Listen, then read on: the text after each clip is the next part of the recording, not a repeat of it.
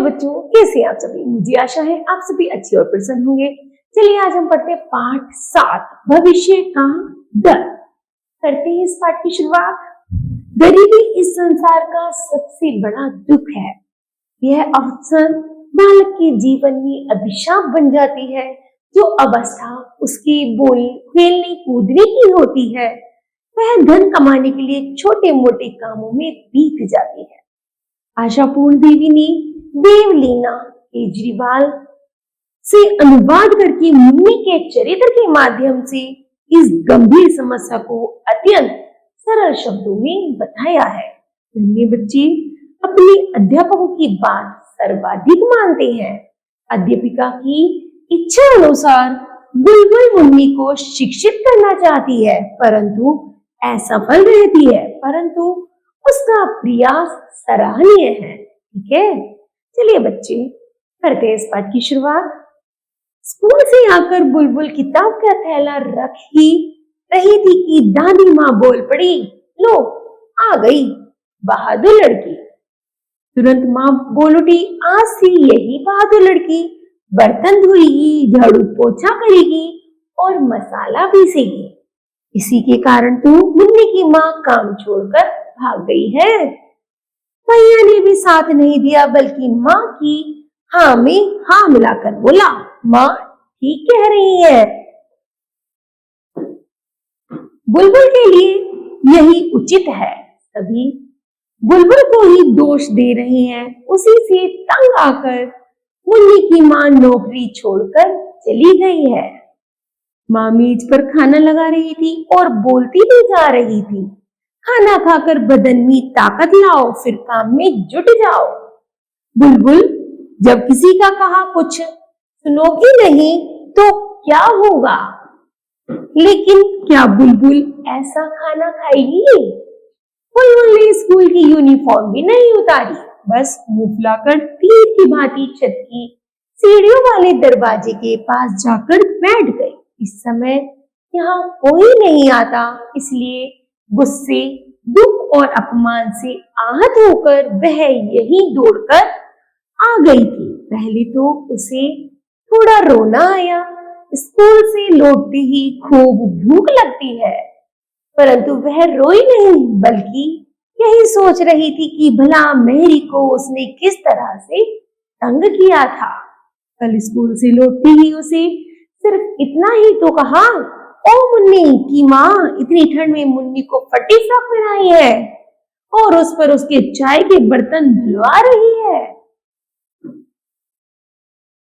मुन्नी की माँ बोलती थी, हर रोज थोड़े ही धोती है, जल्दी के समय बस थोड़ा हाथ भर बटा देती है। बुलबुल कहने लगी, वाह क्या खूब कही तुमने, तुम कैसी हो यह भी नहीं जानती कि अंतर्राष्ट्रीय बाल वर्ष है। और फिर मुन्नी की माँ की आश्चर्य से भरी आंखों को देखकर बुलबुल बोली, उफ, तुम तो इस बात के माने ही नहीं जानती समझोगी। सुनो, हमारी मिस ने कहा है। मुन्नी की माँ हाथ का काम छोड़कर बोली, किसने कहा है? अरे बाबा, हमारी स्कूल की मास्टर दीदी, समझी कुछ? उन्होंने कहा है यह जो नया साल चल रहा है, इस साल छोटे छोटे लड़के लड़कियों की ज्यादा देखभाल करनी होगी और उन्हें प्यार करना पड़ेगा। अच्छा अच्छा खाना, अच्छे अच्छे कपड़े जूते देने होंगे, उन्हें पढ़ाना लिखाना होगा, बच्चे बीमार ना पड़े उसका भी ख्याल रखना होगा। बच्चों से कोई गंदा छोटा काम नहीं करवाया जाएगा। बात समझ में आई? मुन्नी की माँ थोड़ा हंसकर बोली, आई समझ में। और फिर अपनी लड़की से कहा, मुंह फाड़े, बात निकलने की जरूरत नहीं है, जल्दी जल्दी हाथ चला। बुलबुल ने गुस्से के मारे कहा, खाक समझती है, खबरदार मुन्नी, जो तुमने फिर पानी छुआ, इतनी ठंड है और उससे भी अधिक ठंडी पानी में हाथ डुबोकर चाय के बर्तन धो रही है, कह रही हूँ छोड़ दे। बुलबुल को उसकी मिस ने समझाया था कि हमारे घरों में जो काम करने आते हैं, यानी जो बर्तन मांजते हैं, कपड़े धोते हैं, झाड़ू पोछा करते हैं, उनके बच्चों को ही यदि हम थोड़ी प्यार की आंखों से देखें, अगर कोशिश करें कि वे भी थोड़ा अच्छा खा लें, सर्दी के दिनों में पूरा बदन ढकने का कपड़ा मिल जाए, पढ़ने लिखने की सुविधा दी जाए, बीमारी में दवा मिल जाए, तो लगेगा दुनिया में हमने कुछ अच्छा काम किया है। हालांकि तुम अभी बच्चे ही हो, फिर भी अभी से सोचना सीखो कि कैसे दुनिया में किसी के काम आओगे। एक बार ध्यान में रखना, दुनिया में सभी आदमी बराबर हैं। सभी छोटे बच्चों को प्यार पाना और देखभाल किए जाने का अधिकार है। तो फिर इसके कहे अनुसार क्या बुलबुल कोशिश भी नहीं करेगी? और फिर मुन्नी तो बुलबुल से भी छोटी है, दुबली पतली हड्डियों का ढांचा मात्र दिखती है। ऐसी मुन्नी ठंडे पानी में बर्तन धोएगी और बुलबुल गर्म पानी में हाथ मुंह धोकर गर्म कपड़े पहनकर गरम गरम पूड़ियां खाएगी। रोज रोज ऐसा ही होता था। यह सच है कि पर बुलबुल बड़ों को ऐसी भूल नहीं करने देगी। आज वह समझ गई है कि ऐसा करना बहुत खराब बात है। अंतर्राष्ट्रीय बाल वर्ष में मुन्नी जैसी बेचारे बच्चों की देखभाल होनी ही चाहिए। इसलिए तो बुलबुल चिल्लाकर बोली, माँ नाश्ता दो।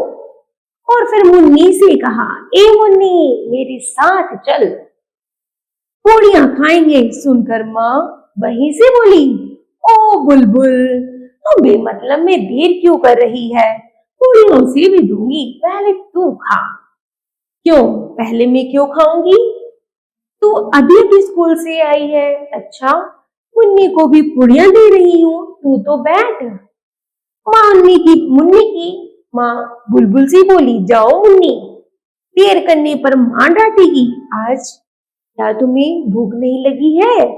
मुन्नी तू तब तक कोयला तोड़ दे, सुबह के लिए एक चूल्हा तैयार कर छोड़ो। फिर क्या था,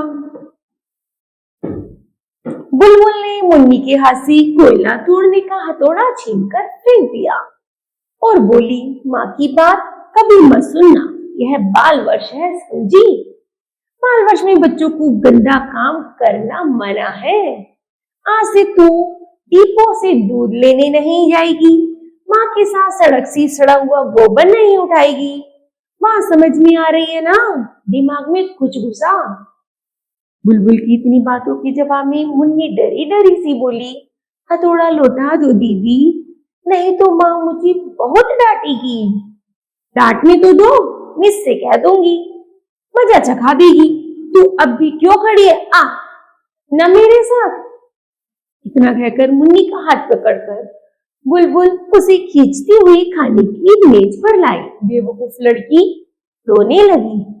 असल में वह डांट के डर से रो रही थी। बुलबुल यह समझ नहीं रही थी कि उसकी माँ जल्दी जल्दी संदेश के खाली गत्ते के डिब्बों में 4-5 पूड़ियां, थोड़ी सी आलू की सूखी सब्जी और थोड़ा सा गुड़ रखकर बोली, जा मुन्नी माँ के पास जाकर खा ले। मुन्नी जान बचाकर भागी।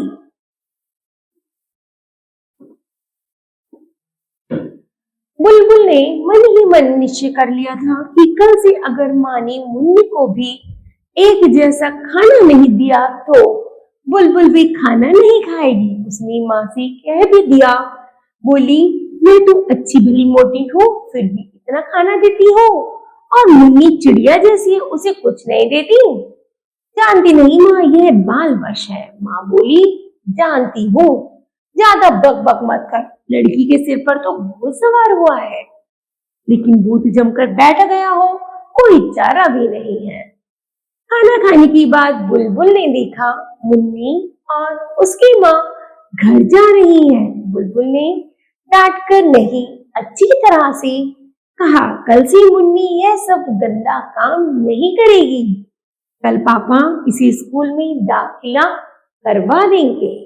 क्या यह मुन्नी की माँ को तंग करना हुआ? बुलबुल ने जाकर अपने पापा से सारी बातें कही। पापा सुनकर बोले, सच में दाखिला करवाना चाहिए, और आजकल तो स्कूल की फीस भी नहीं देनी पड़ती। किताब कॉपी सब मुफ्त मिलते हैं, टिफिन में खाना भी मुफ्त मिलता है। उसने कहा, सच पापा? उसने कहा, हाँ बेटा, बिल्कुल सच, यह नियम तो हो गया है। तो फिर मुन्नी हिसाब कर पाएगी? क्यों नहीं, सीखने पर जरूर हल कर सकेगी। किताब पढ़ सकेगी पापा, जरूर पढ़ सकेगी। कल सुबह जैसे ही वो लोग आएंगे, मुन्नी को पकड़कर स्कूल में बैठाऊंगा। बुलबुल खुशी के मारे झूम उठी। आहा, कल बड़ा मजा आएगा। स्कूल में पहुंचकर बुलबुल मिस को जाकर कहेगी, मिस, मैंने आपका कहना माना है। हमारे घर में जो काम करती है उसकी लड़की को स्कूल में ले आई हूँ। रात में सोते समय बुलबुल का मन बहुत खुश था। सोते समय उसने माँ को निर्देश दिया, कल मेरे साथ साथ मुन्नी को भी खाना दे देना।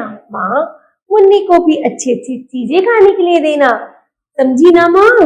माँ नाराज होकर बोली, सब समझ गई, तार तार समझ गई, अब जरा बोलना बंद करके कृपा करके सो जा। बुलबुल तुरंत सो गई। अरे माँ, ओ माँ! सुबह उठकर बुलबुल ने देखा, यह क्या? यह सुबह तो रोज की तरह ही सुबह है। पापा को उन्हें ले जाने की कोई जल्दी ही नहीं है। पापा घर पर ही नहीं थे, बाजार चले गए थे, और मुन्नी जो की त्यों फटी फ्रॉक पहनकर चाय के ढेर सारे बर्तन धो रही थी। बुलबुल नल के नीचे से मुन्नी को खींचकर बोली, कल क्या कहा था? मुन्नी बेवकूफ की तरह अपनी माँ को देख रही थी। मुन्नी की माँ बोली, मुन्नी को क्या हो गया है? दिमाग फिर गया है क्या? बुलबुल सीधे दुमंजले पर पहुंची और कल शाम माँ से जो कपड़े लिए थे उन्हें लाकर मुन्नी को पहनने का हुक्म दिया और बोली, पापा के लौटते ही स्कूल जाएंगे, समझी? और उसके पहले तू मेरे साथ खाना खाएगी, याद रहेगा? क्या इसे मुन्नी की माँ को तंग करना कहा जाएगा? उसे तो उस समय स्कूल जाने के लिए नहीं कहा था। खाना खाते समय मुन्नी को ना देखकर बुलबुल चिल्लाकर उसे पुकारने लगी। दादी माँ बोली, मुन्नी अपने पापा से पूछने गई है। क्या पूछने गई है? वह स्कूल जाएगी या नहीं? ये अपने पापा से नहीं पूछेगी क्या? तुम्हारे कहने से ही होगा। मुन्नी की माँ इसलिए बर्तन छोड़कर लड़की को लेकर घर पूछने गई है। दादी माँ की बात तो थोड़ी थोड़ी ठीक लगती है, परंतु बुलबुल को थोड़ा डर भी है। मुन्नी के पापा कहीं उसे स्कूल जाने से मना कर दे, इन लोगों का कोई भरोसा नहीं। अभी अभी तो मुन्नी की माँ बोली थी कि कपड़े पढ़ने लिखने से गरीब आदमी का काम चलेगा कैसे? फीस नहीं लगेगी, किताब के पैसे नहीं लगेंगे। यह सुनकर भी मुन्नी की माँ चुप रही। यह बात घर जाकर वह जरूर कहेगी। बुलबुल जब जूते मोजे पहन रही थी, पापा बाजार से लौट आए। बुलबुल बोली, ओ पापा, आप बड़े डेंजरस हैं। यह बात वैसे अक्सर पापा ही बुलबुल को कहते हैं। इतनी देर कर दी आपने, मुन्नी भी देर कर रही है। उसके आते ही उसे स्कूल में लेकर आ जाइएगा। यही पास के स्कूल में भर्ती करवा दीजिएगा। ये वहां बिना जूते मोजे पहने भी घुसने देते हैं। पापा, मुन्नी बेचारी के पास तो कुछ भी नहीं है। जब वह पास कर जाएगी, आप उसे जूते मोजे खरीद कर दे देंगे ना? पापा, उसके पापा के पास ज्यादा रुपए नहीं है, इसलिए नहीं दे सकते। आप तो देंगे ना पापा? फिर पापा का जवाब सुनने से पहले स्कूल की बस आ गई थी और अब शाम को बस से उतरते ही उसे यह सुनना पड़ा कि मुन्नी की माँ ने बुलबुल की हरकतों से तंग आकर काम छोड़ दिया है। सुबह जो अधमरे बर्तन छोड़कर चली गई थी, फिर वापस नहीं लौटी। पड़ोस के घर की सुगदा भी उसी मोहल्ले की है। माँ ने उसे भेजा था, पर मुन्नी की माँ ने कहलवा दिया कि वह अब काम नहीं करेगी। इसने मानी मुन्नी की माँ का पापा से पूछा जाने का एक बहाना था, बकवास था। वह स्कूल के डर से भाग गई। ताज्जुब है कितनी बेवकूफ है वह। घर के जो बड़े लोग हैं उनमें से कोई भी मुन्नी की माँ को दोष नहीं दे रहा है। सभी बुलबुल की बेवकूफी की बात कर रही हैं। ये सभी लोग पढ़े लिखे हैं और जानते हैं बाल वर्ष में क्या क्या करना चाहिए। रोज जो अखबार पढ़ते हैं, असल में बड़ों को समझाया नहीं जा सकता। बड़े लोग कभी कुछ बोलते हैं तो कभी कुछ, उनके सभी काम उल्टी बड़ी इसके हैं। एक बार की बात है, बुलबुल जलपाईगुड़ी में नाना के घर गई थी। नाना जी ने बुलबुल को दया के सागर विद्यासागर पुस्तक खरीद कर दी। उस समय वे क्या बोले थे, महान व्यक्तियों की जीवनी पढ़ बुलबुल, जितना हो सके ऐसी किताबें पढ़ने, समझी, पढ़ना और उनके आदर्शों पर चलना। ओ माँ, उसके कई दिन बाद की बात है। जलपाईगुड़ी में बहुत ठंड पड़ रही थी। एक गरीब लड़का कोई पुराना कपड़ा मांग रहा था। बुलबुल ने अपना पहना हुआ कार्डिगन खोलकर उसे दे दिया। बाप रे बाप, नाना जी ने डांट लगाई। ये क्या कहना, पागल सिरफरी लड़की, कहकर नाना जी और कुछ बड़बड़ाने लगे। क्यों विद्यासागर, क्या अपने शरीर के कपड़े उतारकर गरीबों को नहीं दे देते थे? नाना जी के बाद में हंसकर मजाक करते हुए बोले, अब कान पकड़ता हूँ, किसी को विद्यासागर की जीवनी खरीद कर नहीं दूंगा। इतनी कीमती ऊनी कार्डिगन इस लड़की ने सड़क के भिखारी को दे दिया। रास्ते के भिखारी को नहीं देगी तो किसे देगी? नीचे से भैया की आवाज सुनाई दी, ए बुलबुल, खाना खाया आ जाना। छत पर क्यों बैठी है? बुलबुल का मन डोल उठा। पेट में चूहे कूद रहे थे, फिर भी वह कठोर बनी रही। इतनी में वह हिम्मत हार जाएगी। मिस ने यह भी कहा था, कितने बच्चों को 2 बार भरपेट खाना भी नहीं मिलता। भैया ने फिर पुकार कर कहा, बर्तन धोने के डर के नीचे नहीं उतर रही है क्या? हा हा हा हा ही ही। इतना डरने की जरूरत नहीं, तुम्हारा कसूर माफ कर दिया गया है। बुलबुल ने भी चिल्लाकर बोलना चाहा, दंड किसी चीज का, मैंने क्या कोई गलती की है? पर वह कुछ बोल नहीं सकी पाई। उसकी आवाज रुंध गई। अब दादी माँ ने पुकारा, बुलबुल, पूड़ियां ठंडी हो रही हैं। बुलबुल मुंह कठोर बनाकर वैसी ही बैठी रही। इसके बाद ही माँ आई, यह क्या नखरा हो रहा है तुम्हें? क्या सचमुच ही बर्तन मांजने और कपड़े धोने के लिए कहा गया है? सर्दी के दिनों में काम का आदमी छूट जाए तो कैसा लगता है? तुम क्या समझेगी? कोई तुम्हें बेमतलब डांटना थोड़े ही चाहता है। अब चल उठ, खाना खा ले, ज्यादा नखरे की जरूरत नहीं है। बुलबुल गुस्से में ही बोली, मैं नहीं जाती, जाओ, मैं नहीं खाऊंगी। ठीक है, आने दो तुम्हारे पापा को, लाडली बेटी के हाल वे ही देख ले। तू ही सोच मुन्नी, अगर स्कूल जाने लगेगी तो उसकी माँ का कैसे गुजारा होगा? मुन्नी इतना हाथ बटाती है। बुलबुल की गली में आज दुगनी ताकत थी।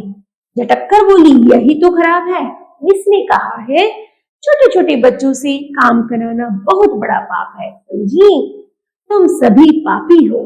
पर माँ इस भयंकर बात को सुनकर भी नहीं घबराई, बल्कि हंसकर बोली, क्या करूं?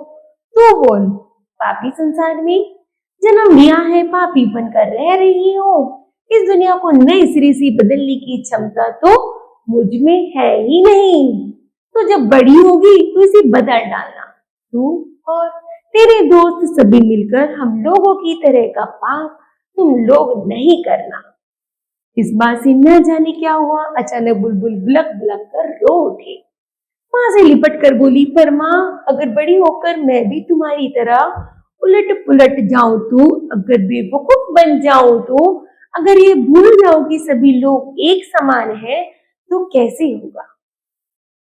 तो बताओ बच्चों, आपको इस पाठ से क्या शिक्षा मिलती है? हमें शिक्षा मिलती है कि हमें कभी भी छोटे बच्चों से काम नहीं कराना चाहिए, बल्कि उन्हें अच्छी शिक्षा उपहार स्वरूप देनी चाहिए। ठीक है, मुझे आशा है यह पाठ आपको समझ आया होगा। धन्यवाद।